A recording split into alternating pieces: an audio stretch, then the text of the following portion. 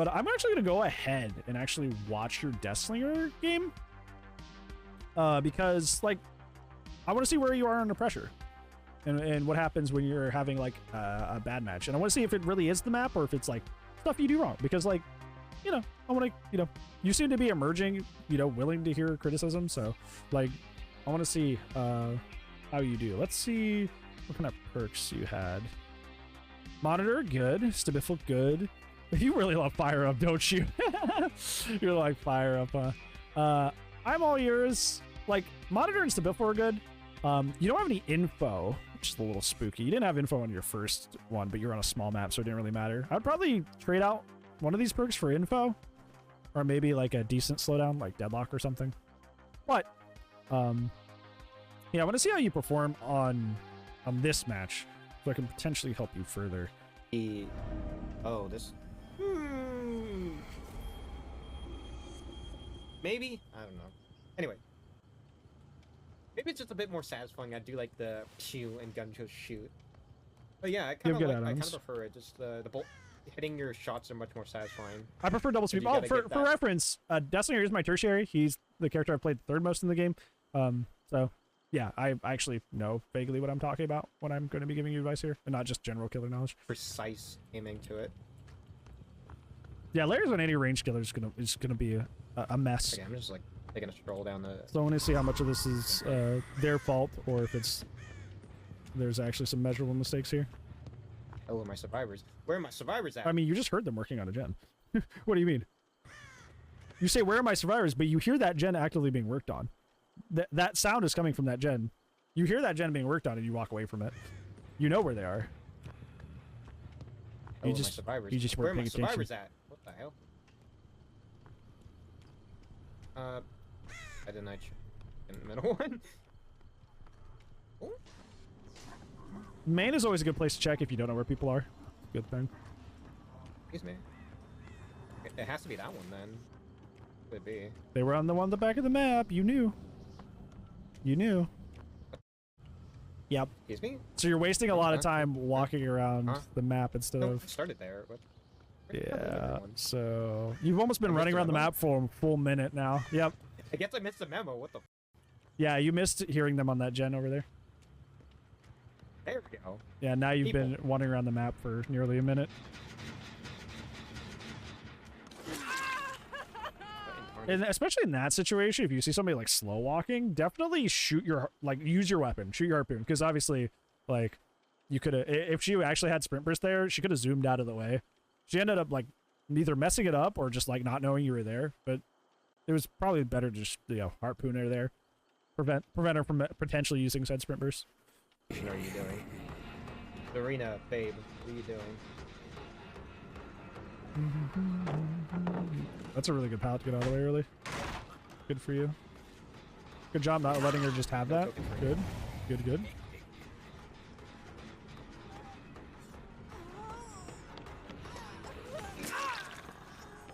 You know what you should have done there?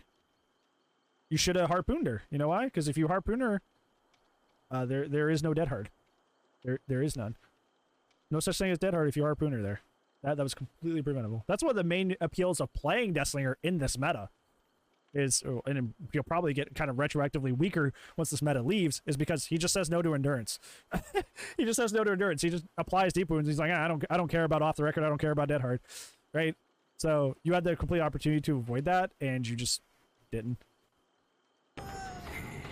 That's what I see on a lot of Deathslinger players, is they're just afraid to shoot people up close. They're like, no, I am a medium range killer, so I must only use my power at medium range. And I don't know why that's a thing. I noticed a lot of Slinger players play like that. But no, like, shoot people point blank all the time. You say no to endurance perks. Okay then. Let me surprise. What the...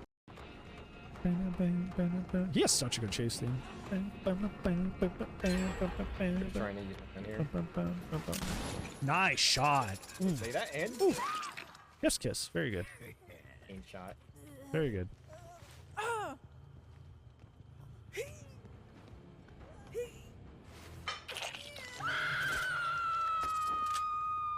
You love to see it. You really do. And clean. It was clean. She tasted. She tasted. Going back to the gens, you know how to active progress. Good.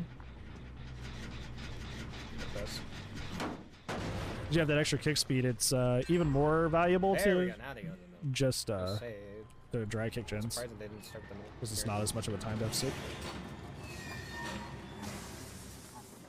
See, if you were perfect example. If you were harpooner there, like, shoot real, hit her. But now she's sprint bursting away.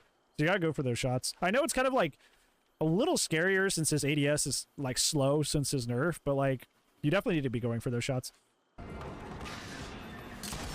Yeah, you decided too late. Too late to apologize. It's too late.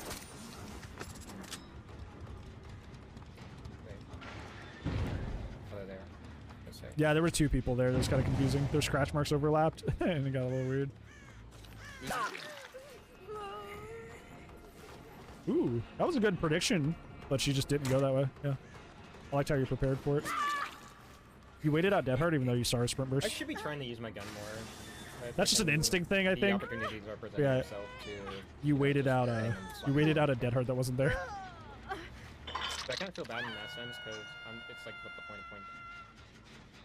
But sometimes you just gotta, you know, whack them silly. Whack them silly, yep. Whack them silly. I'll take that.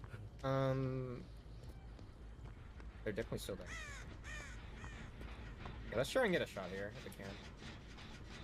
Where did they go? They ran around the corner, walked, and then ran a little bit. I still get tripped up by that sometimes. It's a good play. It's a really good play. Do it.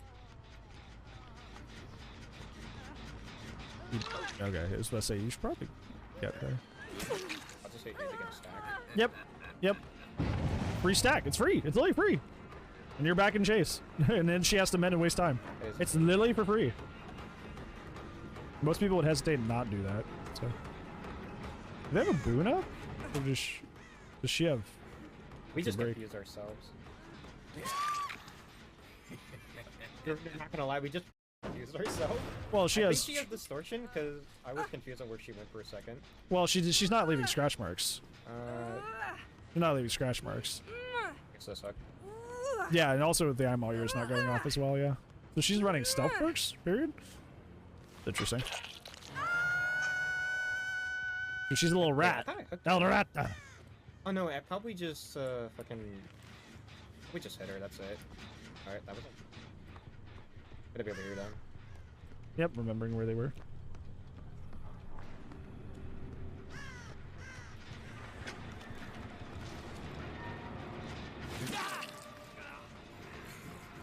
Very minor, but obviously, you know, if you're gonna run Sabiffle on Slinger, the way you keep a stack instead of losing a bunch is by harpooning them, and then, you know, waiting and then breaking the chain. But obviously you just hit him when you could have. You literally had him in a corner. There was no hesitation at all. Like there was you could have just harpooned him. Could have harpooned him. So like, yeah, you seem really hesitant to harpoon people in close range. I don't know why. You could have prevented so many of these exhaustion, endurance stuff. You could have prevented like that from happening where you lose your Spiffle stacks. Like, harpoon people up close. I should have just hit him more.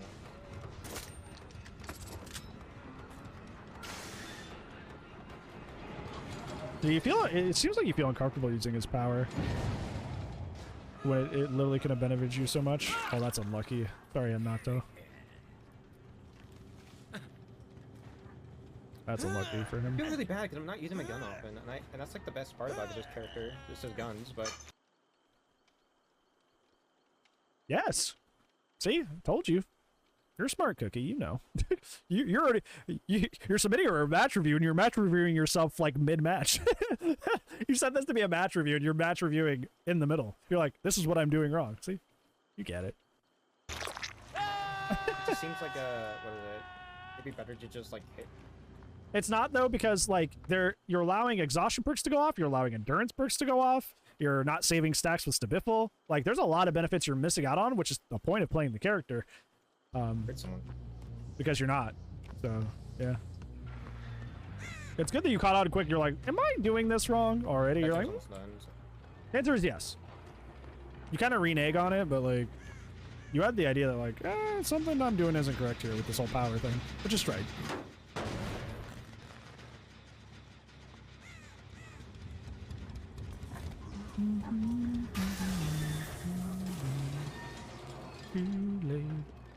Too late for love. Why is that stuck in my head?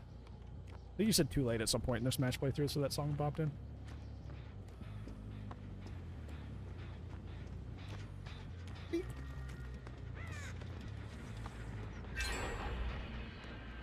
I wonder if that gen is still at the same progress it was at the beginning of the match. Oh no, somebody was actually on it. I was wondering. I was like, what gen was I'm surprised it didn't pop at some point because they started that so early. That it's still just like partially finished this deep into the match. See, there you go. There you go. There you go. Now she's deep wounds. You don't have to worry about that dead hard no more. See? Now for the rest of this chase, you could... Dead hard's not a problem. That's the benefit of playing Slinger. Now she just is down or whatever. There's no reason to shoot there. No reason to shoot there. Even if you get her here, you're not going to be able to reel her in time to actually get the down. Because I'll show you. Because like even if you shoot her here, this shower on the left side is so long that she would break the chain either way, which is fine if she was healthy, but she's already injured, so that means it quite literally does nothing. Like there was no reason to shoot her here. Your brain, would you feel if fire up increased the amount of regression by 1%? No, don't make fire up a regression perk. The way you make fire up better is by making the values higher. Like, don't make it just like slightly better, slightly better, slightly better, slightly better. Have it like literally be an end game perk where it's like, it's kind of bad at like 4 or 5 gens. Once you get down to like 2 or 1 gens, it's like, man, this perk's really coming alive, you know? And then the end game, it's like, he literally his foot lifts up and it just deletes the power, right? Like, you gotta make it truly an end game perk. And not just kind of like, you slightly kick things faster. Which is...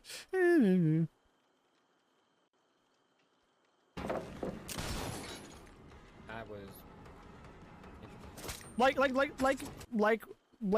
literally what they said in the Legion match, was that like, it would be so cool if it acted like the rage mechanic from like Friday the 13th, where like it provides such a strong benefit at the end, you know, as vice versa to like, you know, it's like it basically does nothing at the beginning, right?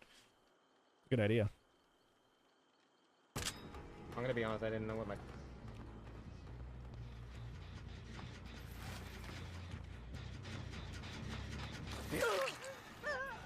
It's gonna be really boring for me to say, and I'm gonna feel really bad saying this, but I also notice you don't really zone with the gun either. You don't really zone with the harpoon for any reason.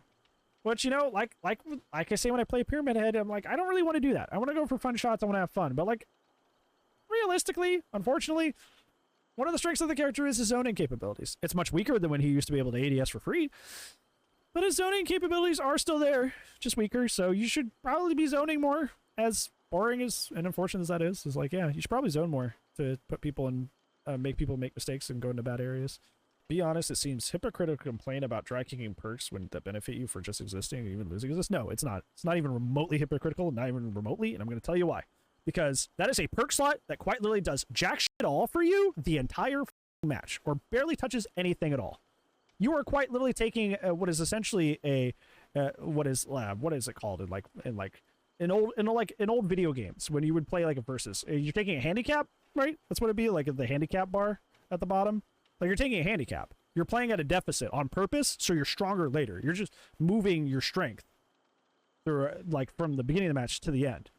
It's not at all the same situation. Like, not even remotely. Dry kick works all the way, all 5 gens, until there's no gens left. Then generally you're freaking fire, but still. Endgame perks exist at the very end. Like, you're playing, like, if you're talking about, like Blood Warden and stuff like that, other endgame perks, No Way Out, like, literally, like, these perks do nothing the entire match. You are essentially playing a, depending on how many endgame perks you run, let's say you're running, like, No Way Out, Blood Warden, Fire Up, and then, like, Barbecue. That's 3 perks that you're, like, either getting 0 or barely any value out of until the match is already done. So you're essentially playing a harder game in the early and mid game. Your early and mid game is going to be extremely difficult because you're essentially playing with almost no perks. That's the difference. It's not hypocritical because dry kicking gens is good all 5 gens, early, mid, and end game. It's good the whole time. Yeah, it's a risk, Silas. Exactly. Like, you may get to that end game and you don't get a big snowball and you don't capitalize. But you're putting all your chips in one basket there, right? You're putting all your eggs in one basket. You're putting all your chips down there. Dry kick works every single gen. All 5 gens. Not even remotely the same thing. Not remotely the same thing. It's good in the early, mid game, and in the last, like, until the gens are all completed, those perks never turn off. And they're always good the whole way. Not even remotely the same thing. That's unfortunate. If you'd been a half second earlier, you would have got that. That's just unfortunate. Not really an error on your part. It's just unlucky. Unlookers.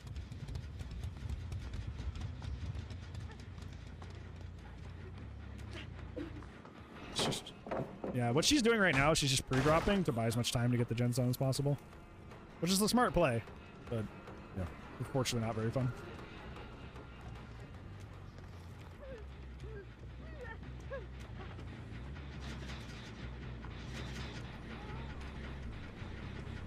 You hear Meg. That was something. Yeah, that was something. You hear Meg. Meg's injured, and you have a lot of hook progress on her. I would also commit to her.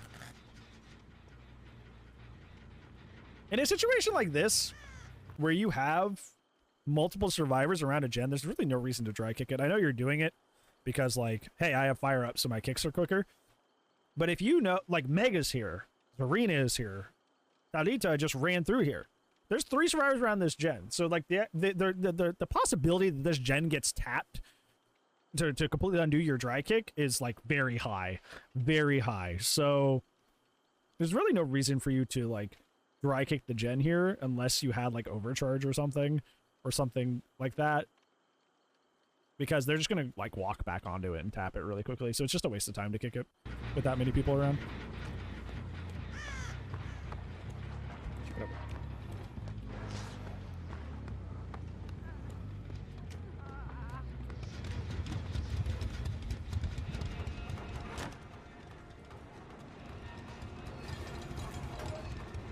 You could have potentially shot her through that window. It would have been close, but you possibly could have.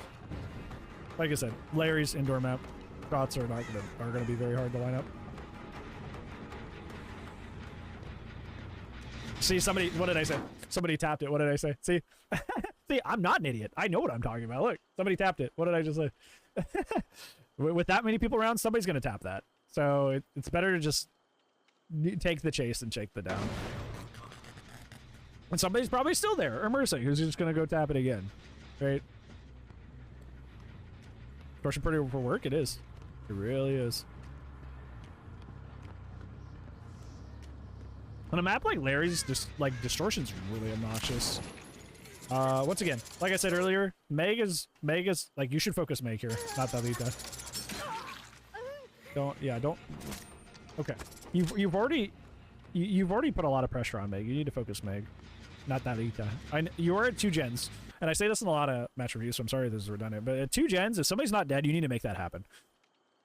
If you're at 2 gens and somebody's not dead, the match is not likely going to fold out in your favor. You need somebody dead by 2 gens, realistically, in most DBD matches.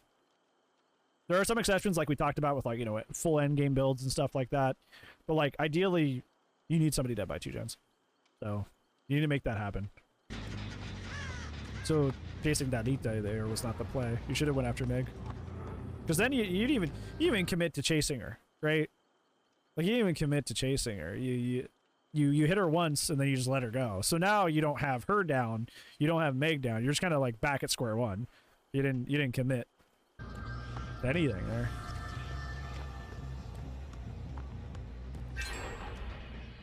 Yeah, see, you spent all that time dry kicking that gen and it got done anyway because they're just ratting near it, right? Like that every single dry kick, you did like 2 or 3 of them. All those were a waste of time. All those. Without something like overcharge or something to make your kick worth the darn, like, as long as somebody's around to tap that, you realistically are doing nothing to that gen. 2.5%. 2.5%. That is what your kick is worth. And they can just and it's gone. Right? Like that was a waste of time. Even with fire up, it was a waste of time. And time and DBD is gen time. Time and DBD is gen time. I need that on a shirt, but I can't say DBD because that's trademark. I gotta find a way to phrase that has nothing to do with DBD. Like time is gen time. Time is gen time. Something like that. I need that on a shirt. Guy in the background. Time is gen time. Time is gen time.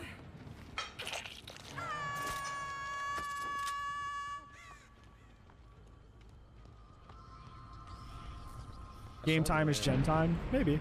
Game time is gen time. Yeah, this Meg should have been dead 1 gen ago. Match time is gen time. Pretty good. Yeah, because because like game time, gen time, like, there's a lot of G's going there. The match time, gen time. Ooh. No, go around. Oh, you brought her that way. It was quicker on the other side. Yeah, see, like, if she had been dead a gen ago, you'd have somebody dead, then you chase Zarina, you put Zarina up on hook, and you could proxy that and kind of play an endgame situation, because right now you have no leverage anymore, right? Because when you hook Meg, I think Meg's death hook, so Meg's dead, so now they can just get on the door and leave. Or have you slugged Meg at a certain point? I think you slugged Meg, though. No, you didn't slug Meg. No, she's not on death hook at all. Yeah, she's on second. I think you let her go. I think you committed to a chase and let her go. Yeah, so she's not even death hook. Oh, man. Yeah, this is, Yeah, and they already have the gate done. Wait, Matt? Wait. I'm actually blind. Yeah, it was there. Yeah. I thought there was someone there, so that's why I shot there.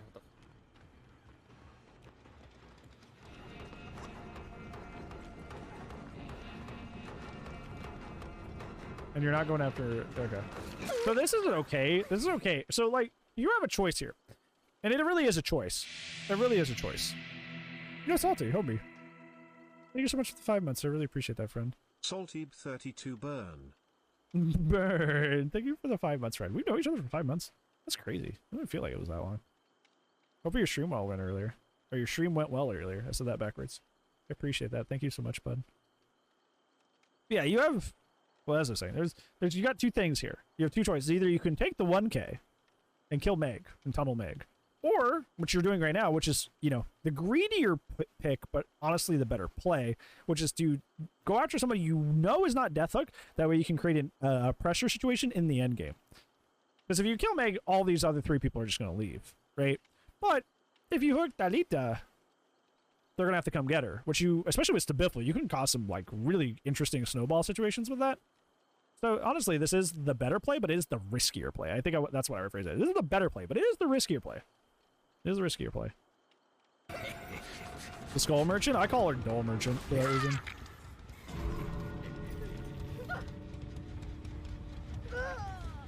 Two months? Yeah, it feels more like 2 months. It does not feel like it's been that long.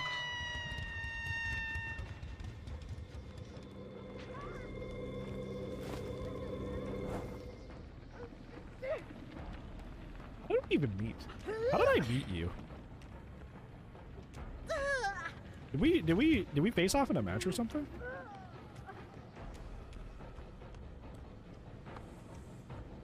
There's no reason to go this far from the hook. At this point, you're trying to, like, bait them for the save, so there's no reason to go this far away. Yeah, because you just gave him the save for free. There was no reason to go that way far away from the hook besides just be a nice guy.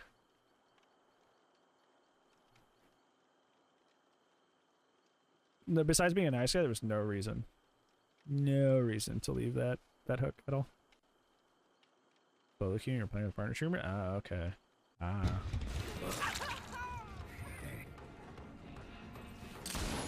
That's so sad. If you hadn't hesitated, you maybe would have got that, but they both dodged.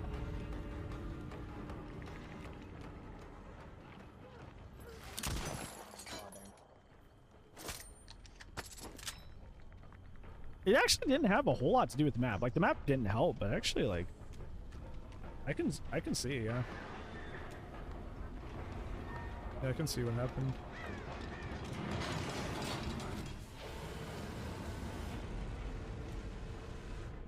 same. We do get, yeah, we do get the builds, but the perk pack's kind of hard to read. I can see their items pretty clearly. Nothing too egregious, just 2 brown toolboxes, yellow medkits. Yeah, nothing too egregious here. Nothing too crazy. Yeah, so the main thing here, obviously the main takeaway for this one, the number one thing that I saw that cost you a lot was not using Deathslinger's Harpoon to deny endurance and exhaustion. And in general, just to shorten your chases. You are a 110 killer. You are an M1 110 killer if you don't use his Harpoon, which is kind of like mostly how you used in this match. You kind of use him as just a 110 melee killer, which is not very good. Not very good, because like, why would you play an M1 killer that's 110? You would never do that. So don't play a 110. Don't play the character that way. Actually use their power. Specifically with Deathslinger. Deathslinger's power negates some of the strongest meta perks in the game, because obviously, like Dead Hard off the record, if you deep wound them by harpooning them, the endurance doesn't go off. So you don't have to worry about 2 of those super popular, very meta perks. And obviously with stuff like Lithe and Sprint Burst, if you can, you know, harpoon them before they start running or harpoon them before they get to the window, you don't have to worry about that either. Your character is very, very good at denying some of the most strongest meta perks in the game. Also, you're running Stabiffle. You're running Stabiffle on Save the Best for Last on Deathslinger, and you weren't harpooning and breaking your chain on Hinata, who's the Obsession, so you weren't even saving stacks. You basically didn't really use the utility of the character basically at all.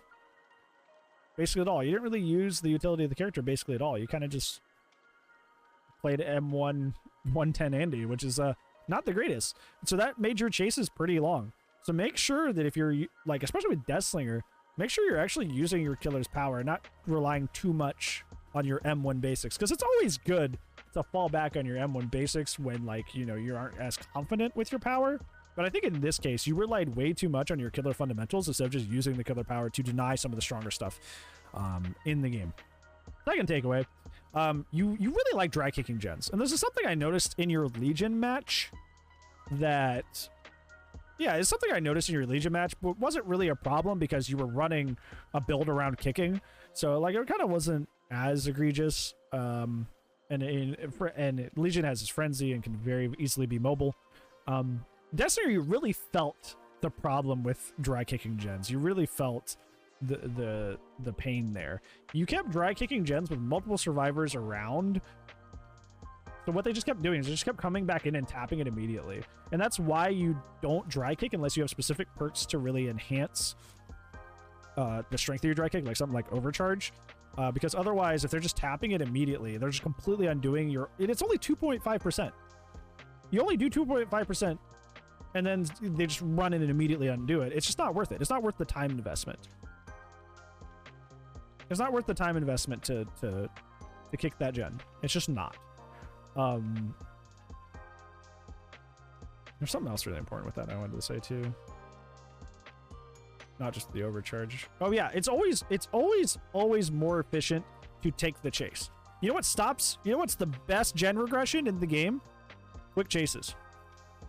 It's better than overcharge. It's better than Call of Brine. It's better than Pain Res. It's better than Old Ruin Undying. It's better than any slowdown. If your chases last like 30 to 40 seconds on average, and you're always getting those fast chases, especially if they're quicker than that. Oh yeah, especially if they're quicker than that. Like, that's the fastest gen regression in the game. Can't do the gens if you're constantly dying. Can't do the gens if you're constantly dying. So it is always more efficient to prioritize the chase over the kick. I think obviously there's some minor like exceptions to that, like, hey, it's the only person around, I know that for sure, I can regress this real quick and then keep chasing. Like, yeah, there's a lot of, like, there's minor stuff that, you know, you could probably make exceptions for, but like in general, there's no faster slowdown than chasing. So don't do that little game you did right there where you're like, I'm just keep regressing this gen over and over and keep kicking it with my harpoon, and that way they just can come back and tap it and do everything immediately over and over. That definitely, that was not using your power is the main thing I noticed, but the second thing I noticed, like in that mid game, that's what was getting you, was just your obsession with dry kicking gens. That's what cost you a lot. occasionally kick a chain later in the match to see if somebody was stealthing around tapping it, but dry kicks are very sad. Yeah, besides that, yeah, there's kind of like not a reason. Yeah, and that's kind of it. That's kind of it. I mean, like, there's minor stuff like at the end there, like you had a prime situation to cause a snowball by hooking somebody who wasn't death hook, but you kind of just left the hook to be nice. But that's like, dude, don't be nice. Just stay by the hook. Stay by the hook. Especially with Stabiffle, you could have made something out of that situation. You could have made something out of that situation, but you didn't. You're just nice and let him go. So obviously you could have capitalized a bit more there, maybe salvaged a 1 or 2K, but you didn't. So yeah, I'm glad I actually went and watched that one too, because there was actually some very teachable stuff there. Some things I didn't pick up, because you were also very, very much into dry kicking the gens in that Legion game, but like because you had brutal fire up, it kind of wasn't as much of a time deficit. But with here, I noticed that wasn't you doing that because of your build. It was just kind of a habit you have, and that's a habit you should probably drop. So yeah, hopefully that was helpful. Hopefully that was helpful.